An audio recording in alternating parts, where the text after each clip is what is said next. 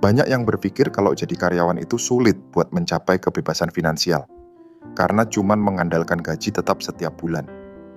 Tapi kenyataannya, banyak juga karyawan yang berhasil mencapai kebebasan finansial. Contohnya ada Andrew Hallam, mantan guru sekolah menengah atas di Singapura yang sekarang hidup bebas finansial sambil traveling keliling dunia. Lalu ada Pete Edene, atau lebih dikenal sebagai Mr. Money Mustache, mantan software engineer yang pensiun di usia 30-an. Ada juga pasangan Christy Shen dan Bryce Leung yang pensiun di usia 39 tahun di Portugal. Wanita ini, Tanja Hester, mantan pengacara yang sempat dipecat, tapi sekarang bebas finansial di usia 39 tahun. Dan ada juga seorang orang tua tunggal, Jackie Cummings-Koski, yang di usia 32 tahun berhasil mengumpulkan 1,5 miliar pertamanya. Di Indonesia sendiri ada Samuel Ray, seorang karyawan sekaligus konten kreator yang berhasil bebas finansial di usia 35 tahun. Dari semua cerita sukses tadi, ada satu pola yang jelas. Mereka punya strategi dan disiplin yang kuat.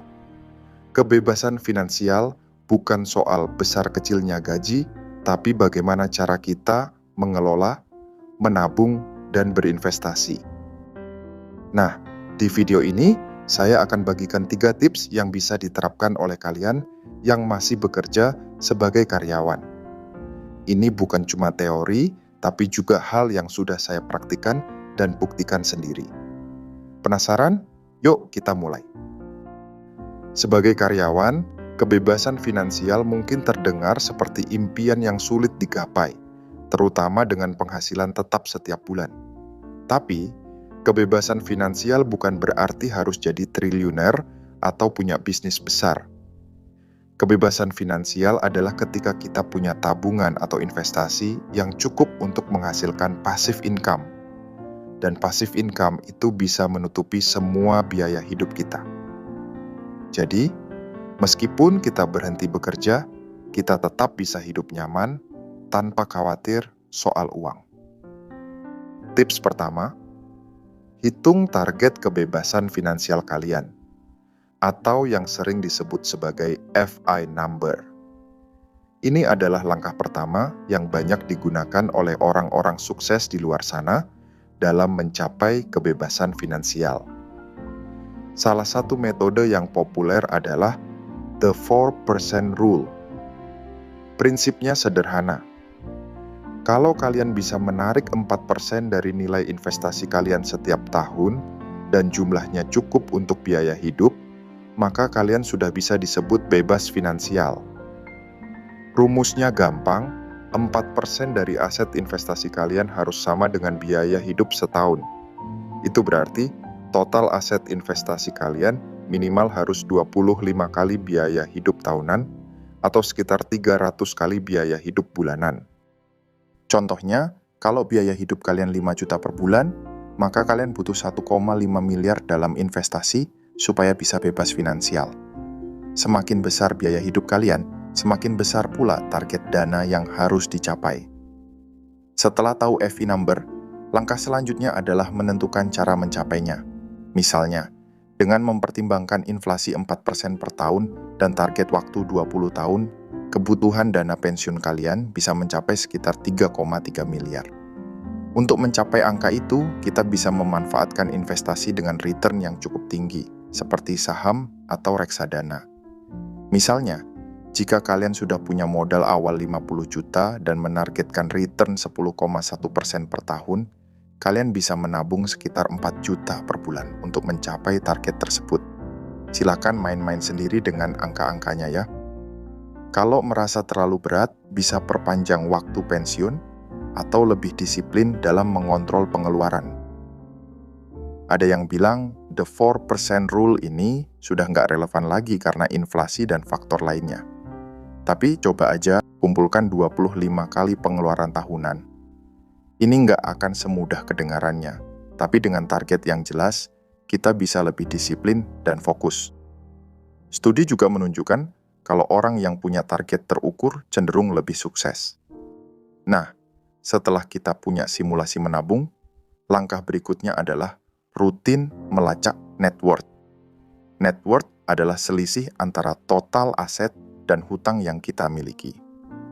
Pencatatan ini penting untuk melihat sejauh mana progres kita menuju kebebasan finansial. Saya sendiri mulai mencatat net worth sejak 2017. Dan kalian bisa mulai dengan cara yang sederhana, misalnya menggunakan spreadsheet. Biasanya, saya mencatat semua aset seperti tabungan, reksadana, saham, dan investasi lainnya. Di sisi lain, saya juga mencatat hutang atau kewajiban finansial yang saya miliki. Dengan cara ini, kita bisa melihat tren keuangan kita dari waktu ke waktu dan menyesuaikan strategi jika diperlukan. Tips kedua, sisihkan, bukan sisakan. Salah satu cara paling efektif untuk mencapai kebebasan finansial adalah menyisihkan dana di awal bulan, bukan hanya menyisakan di akhir bulan. Hampir semua orang yang sukses bebas finansial menerapkan prinsip ini. Untuk budgeting, kalian bisa mulai dengan rumus 70-20-10. Misalnya, dengan gaji 6 juta per bulan. 70% 4,2 juta. Untuk kebutuhan sehari-hari, 20% 1,2 juta. Untuk investasi dan dana darurat, 10% 600.000 untuk hiburan dan sosialisasi. Seiring naiknya penghasilan, kita bisa meningkatkan alokasi untuk investasi. Misalnya dengan rumus 50-40-10 atau bahkan 40-50-10 untuk mempercepat pertumbuhan kekayaan kita. Tips ketiga, hindari hutang konsumtif dan pay later. Banyak orang tergoda dengan fasilitas cicilan yang terlihat ringan, tapi sebenarnya malah jadi beban. Setiap kali kita mengambil hutang konsumtif, kita sebenarnya sedang mengunci penghasilan masa depan untuk membayar sesuatu yang sudah kita nikmati sekarang. Misalnya, kalau kalian beli gadget seharga 5 juta dengan cicilan bunga 2% per bulan, dalam setahun total bunga yang kalian bayar bisa mencapai 1,2 juta. Padahal, uang itu bisa dialokasikan untuk investasi. Studi juga menunjukkan bahwa banyak anak muda terjebak dalam hutang konsumtif dan sulit melunasinya. Kalau sudah terlanjur punya hutang, langkah pertama adalah buat daftar utang dan prioritaskan pelunasan. Langkah kedua, berhenti menambah hutang baru. Langkah ketiga, manfaatkan pendapatan tambahan untuk melunasi hutang. Dan langkah terakhir, cari penghasilan tambahan jika memungkinkan. Oke? Itu tadi 3 tips untuk karyawan agar bisa mencapai kebebasan finansial. Mungkin kelihatannya berat dan jauh dari zona nyaman, tapi ingat, terlalu nyaman bisa bikin kita lemah. Bayangkan suatu hari nanti kalian berdiri di depan cermin, menyadari bahwa setiap momen ketika kalian menunda disiplin, kalian sebenarnya mengorbankan versi terbaik dari diri kalian sendiri. Sampai jumpa di video selanjutnya.